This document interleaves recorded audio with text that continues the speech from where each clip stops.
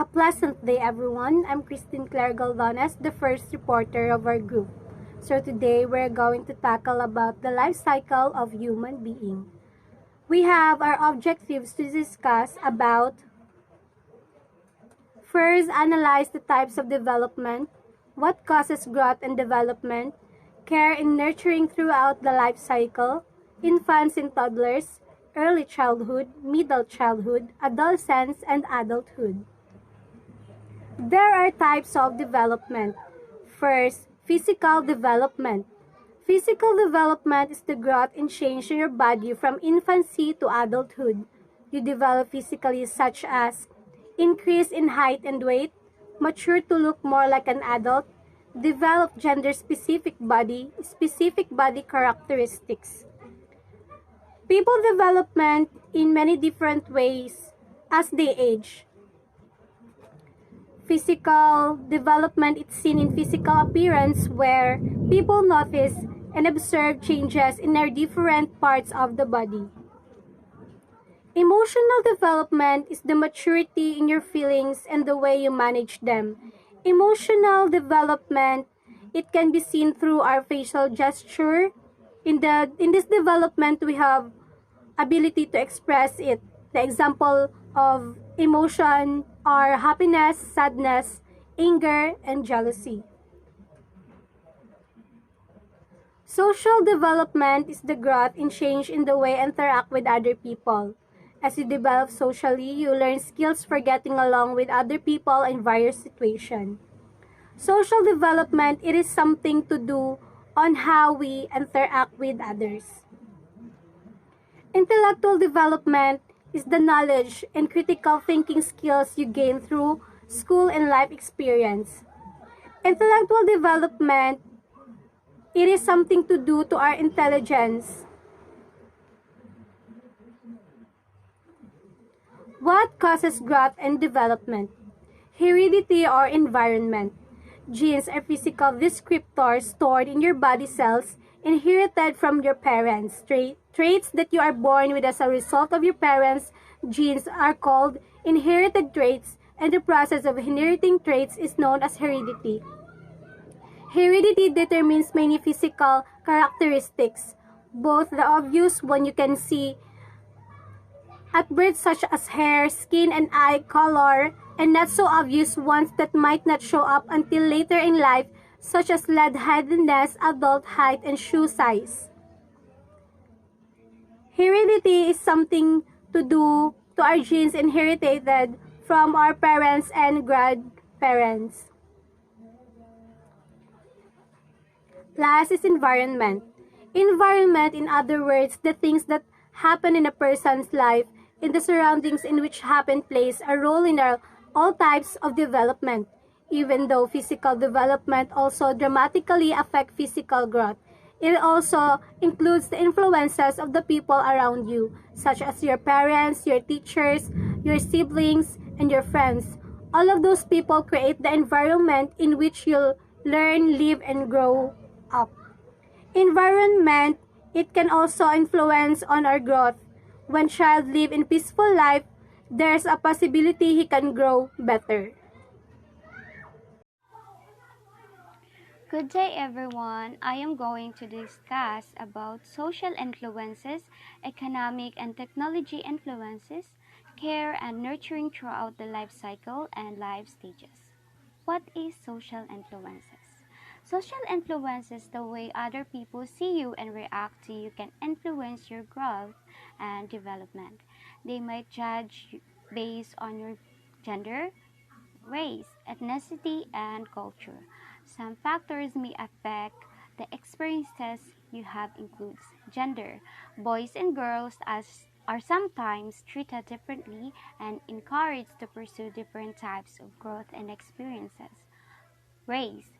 People may make assumptions about based on the color of your skin, and those assumptions may influence the relationship you have. Religion. People may make assumptions about based on your religion, and those assumptions may change the opportunity you have. And last, ethnicity and culture. The national origin or culture of your family may have an impact on your development too. Economic and technology influences. Growth and development can also depend on your access to money and technology. Some factors that influence people development includes wealth. People who have enough money are able to take trips, go to play and exhibition, and have other experiences that others who don't have the money for those things can experience. Social class.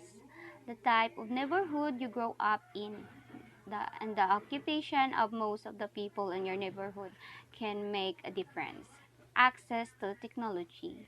Having access to the internet, computers, wireless communication, and other types of technology can affect a person's development. Care and nurturing throughout the life cycle. Life cycle is the progression from one phase of life to another, beginning with infancy and ending with old age. What is nurturing? It refers to care and concern received from someone else. Nurturing is a part of the environment that a person exists in, but it pertains specifically to care provided to another person. Nurturing people at different life stages. When you are with people different ages, it's important to understand what kind of nurturing and communication is appropriate for them. Here are some guidelines. Infants need total physical care but not much communication. Toddlers need some physical care but mostly watchfulness so they do not get into trouble. Young children need physical supervision, opportunities to play, and clear rules to follow. Older children need mental challenges, affection, structure, and clear communication. Elderly people need companionship, conversation, affection, and allowance made for their increasing physical limitation. Next, life stages. We have infant, toddler, early childhood, middle childhood, adolescence, young adolescence, middle adulthood, senior adulthood, and old age. Infants and toddlers. Infants spend most of their time interacting with their environment to learn and grow. Infancy is the period of life from birth to approximately 1 year old. As an infant, you had the basic desires to have your physical needs met and to explore your world. You also learn how to cause movement. At first, you need to learn how to move people and objects closer to you by grasping them. As you got a little older, you learn how to crawl and then walk so you could move yourself to people and things.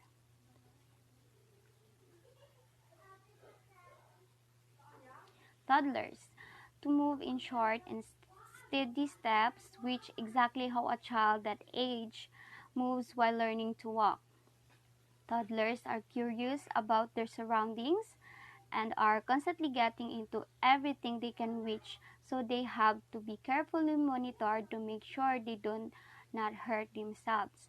Toddler means to move in short and in steady steps, which is exactly how a child that age moves when in learning to walk. Physical growth. Infants and toddlers develop physical very quickly with new physical capability happening nearly every week.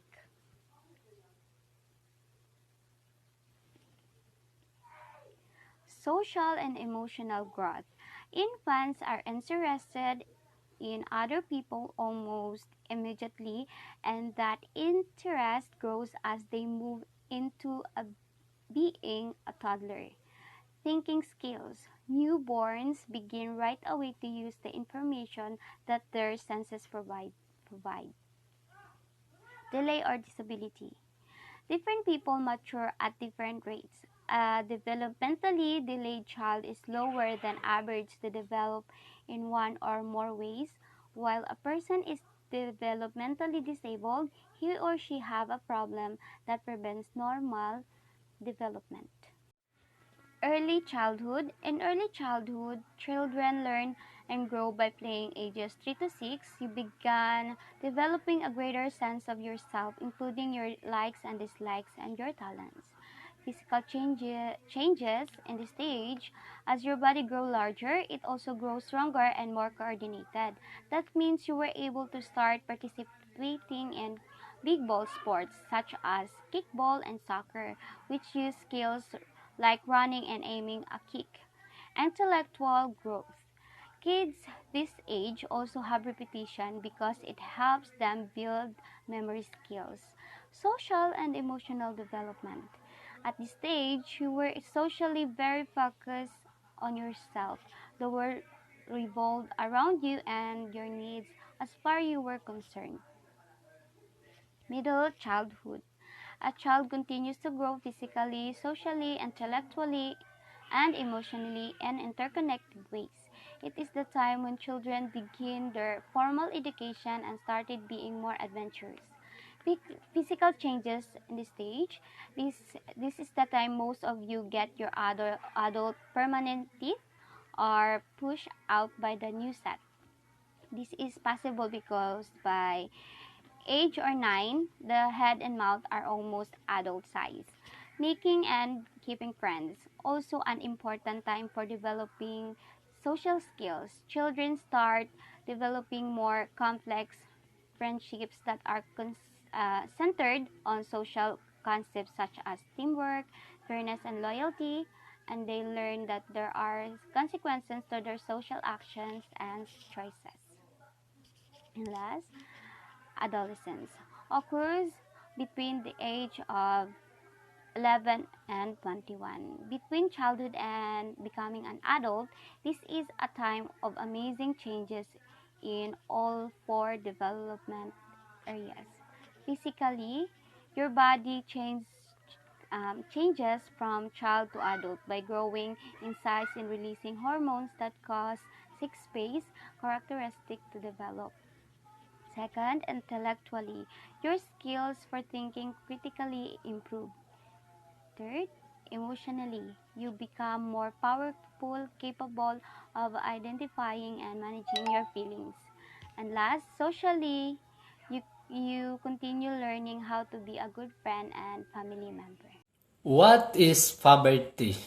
Puberty is the process of bodies changing into each adult form so that is capable of reproduction. Oh, so it means puberty is ito yung pagbibinata na natin. So in boys is growth in height, yung pagtangkad, and growth in pubic hair, yung mga tumutubo sa part natin na buhok, and change and increase in the body odor. Nag-change na yung at nag-increase na yung body odor natin kapag nagbibinata na tayo. And maturity and growth of testicle. And diffing boys. So kapag nagbibinata na tayo, nagmamature na or lumalaki yung boses natin. And increase in bones and muscles tendency. So, yung mga muscles natin kapag nagbibinata at yung mga bones, so lumalaki din yun. And the girls naman kapag nagdadalaga is growth in height, the same lang sa boys, tumatangkad din sila, and growth of pubic hair, ganun din, and change and increase in the body odor, maturity of vagina. So, ito yung kanilang changing pag nagdadalaga na sila. Ovaries and uterus. Growth of body hair and breast development. So, kapag nagdadalaga na sila, lumalaki na yung sa part ng kanilang katawan, yung mga private, ganun. And menstruation. Okay, yung menstruation is pag pag dalaga na siya. So, yan, dumarating na yan sa babae. And change in body shape and fat distribution. So, ito yung mga changing pag nagbibinata na o nagdadalaga na yung isang tao. Many factors can influence the timing, though including heredity, nutrition, body weight, diseases, environment. So, sa heredity is the age of onset and partially inherited from your parents. So, ito yung namamana natin sa ating mga magulang. Like for example, may two parts of heredity yan. Like for example, namamana mo yung talento sa yung mga magulang, and pwede din magiging sakit yung maging mamana mo sa mga magulang mo. So, like for example, may asthma yung magulang mo, magkakaroon ka din ng asthma, or like diabetes, kasi yun na yung may dugo kayong ganon. Kapag tumatanda kayo, nagkakaroon kayo ng diabetes. So, nutrition. Good nutrition lowers the average age of poverty. Poor nutrition rises it. So, kapag okay yung nutrition mo, nagbababa yung average of age mo. So, kapag hindi naman siya okay, is may tendency na mas tataas yung average of age mo. And body weight. Obesity and malnutrition both delay poverty.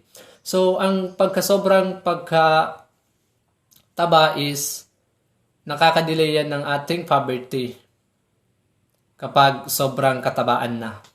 So, hindi rin okay kapag tayo ay sobrang taba na masyado.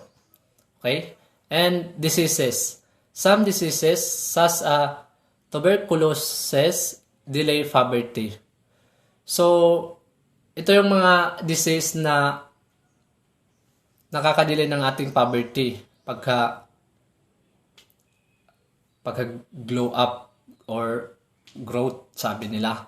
So, yung mga disease na yon is kaya may mga taong maliliit, tapos pagtingin mo parang bata pa, tapos yung age pang maturity na. So, yun yung mga delay of poverty. Hindi sila, so it means ganun, may mga disease silang kinakaharap. And environment, factors such as emotional stress and exposure to chemical pollutants can bring on poverty sooner. Ang sobrang pagka-stress or pagkakalantad ng chemical is maaari tayong mabilis yung pagka-bibinata natin. So, it means kaya may mga taong or may mga batang mabilis nagbibinata, like for example sa paninigarilyo. So, kahit bata pa siya, kapag naninigarilyo na siya, so, bibilis siya tatanda, tapos yung boses niya magiging matured na masyado. And, ito yung some factors of influence sa ating buhay. Intellectual development. As an adolescent, your reasoning skill become much more powerful. When faced with a logical problem, you are able to consider the consequences of each possible course of action and make decisions that provides for the best outcomes. So, dito is kapag nagbibinata ka na, so pwede ka nang mag-decide for yourself kapag may mga bagay na kakaharapin mo. Like for example, makaka-consider ka ng mga logical problem. So, makaka-decide ka sa iyong sarili na kung baga kahit ano yung magiging kalalabasan or consequences, na alam mo yung tama or mali for your sarili. So, emotional change. Adolescence can be a challenging time emotional. During puberty, the body's hormones balance change dramatically, and some of those hormones can cause mood fluctuation and anxiety. The change going on in your life can also cause you to feel anxious and uncertain. So, kapag nagdadalaga ka, maraming mga bagay or hamon, nagbabago dito ang balanse or hormone ng ating katawan, hormone balance, at ilan sa mga hormone ay maaring magdulot ng pagbabago sa ating sarili. So, ang pagbabago na yun ay maaring makapek sa ating sarili, tapos wala ka ng right way for your life or katiyakan sa iyong ginagawa. So, very critical.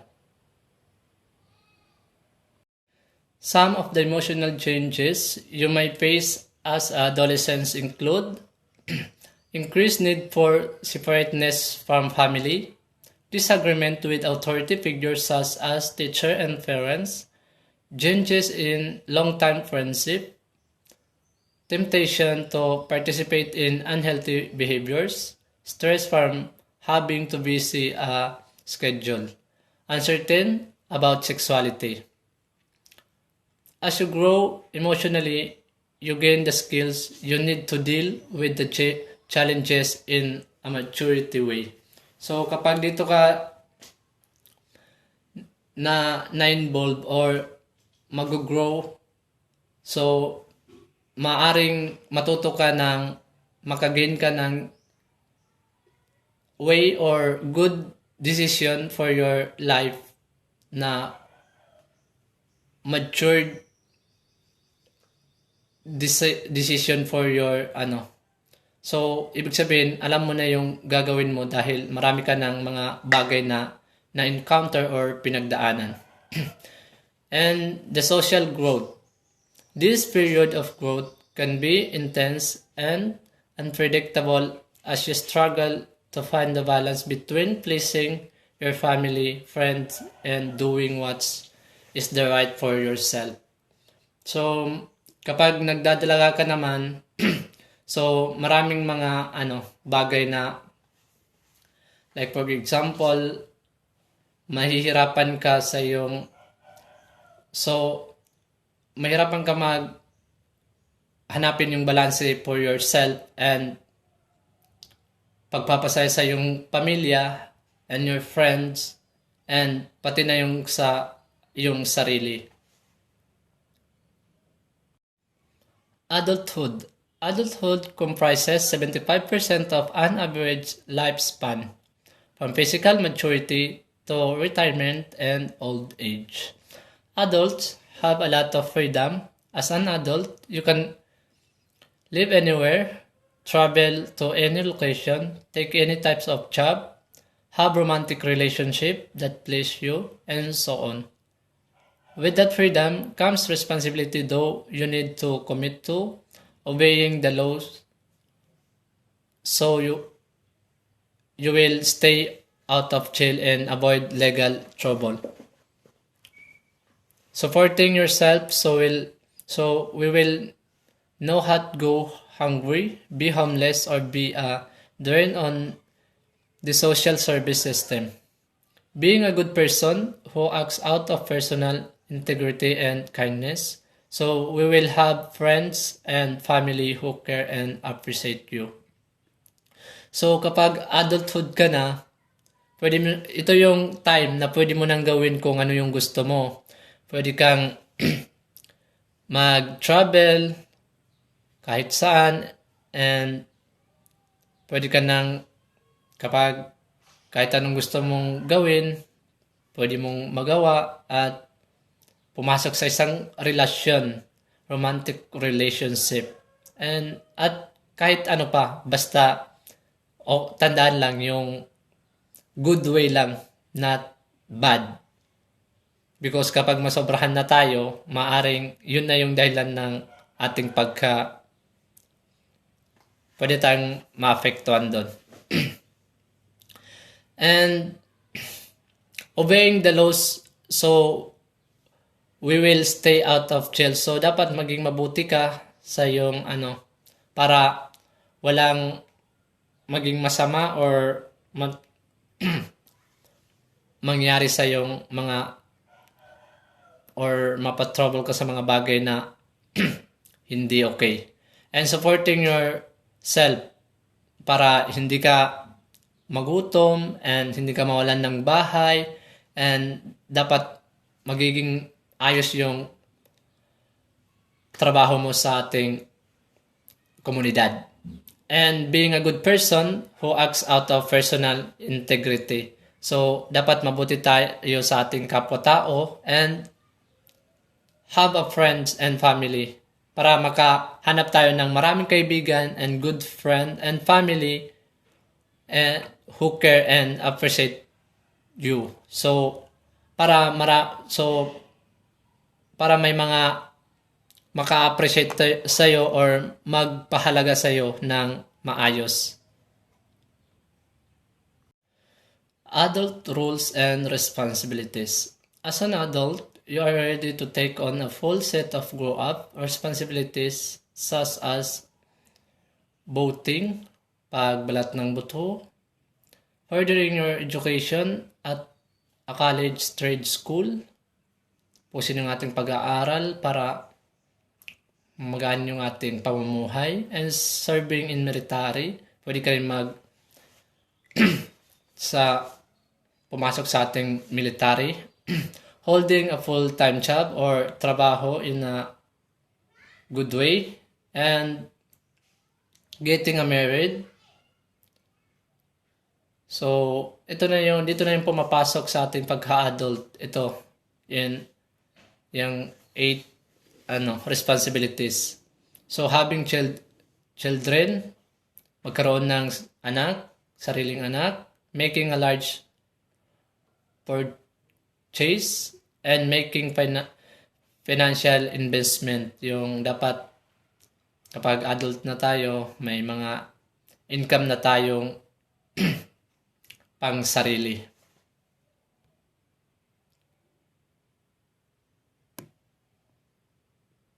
Phases of adulthood. Adulthood encompasses many sides of life, and just like childhood, there are well-defined phases that people pass through in it. For example, young adulthood, 20s and 30s, completing your education, establishing your career, finding a life partner, having children, beyond a house or car. Ito yung time na dito ka mag-start or tatapusin yung goals mo. Like for example, sa college life, so dapat makapagtapos ka ng maayos at para makahanap ka ng trabaho at makahanap ka na ng partner mo in a lifetime. So, hindi ka na mahihirapan sa iyong pang-araw-araw. At magkaroon ng anak, ito yung time, 20s and 30s, and buying a house or car. And middle childhood, 40s and 50s, reaching the top level of your career. So, kapag 40s and 50 ka na, so, dapat ma-reach mo na yung goal mo. Or matap mo na yung gusto mong, like for example sa teacher, gusto mo maging principal or whatever. So, dapat ma-reach mo na siya kapag dito ka na age, 40 and 50s. And retirement age, 60s and 70s. Retiring from main career. So, kapag 60 and 70s ka na, so, kailangan mo dito ka na mag-retire or yung kahit anong work mo, teacher, police, or engineer. So, kahit anong career mo is, lahat ng yon is, pwede ka nang makaalis doon or maka-retire. And old age age 80s and beyond, pataas, pursuing hobbies and interest na lang. So, kapag 80s ka na, senior sabi nila, so dapat ang i-pursue mo na lang is yung gusto mo. Kung ano yung gusto mong kainin, gusto mong gawin. So, on your life na lang na interest. Kasi, beyond 80s ka na, so, may tendency na papalapit na tayo. And, kailangan na natin gawin kung ano yung gusto natin. Everybody's different. Even though adults of all age have the same rights and responsibilities in our society, their lives can be defined depending on many factors including age, economic stat, education level, sex, race, religion, political affiliation, and even hobbies and interests. So, everybody is, marami tayong pagkakaiba. Maybe sa ating age, so educational level, so kaya sa ating college life, may teacher, may doctor, and pati na rin sa ating religion, and even sa ating gusto or interest sa ating buhay. So everybody has different. And that's all. Thank you.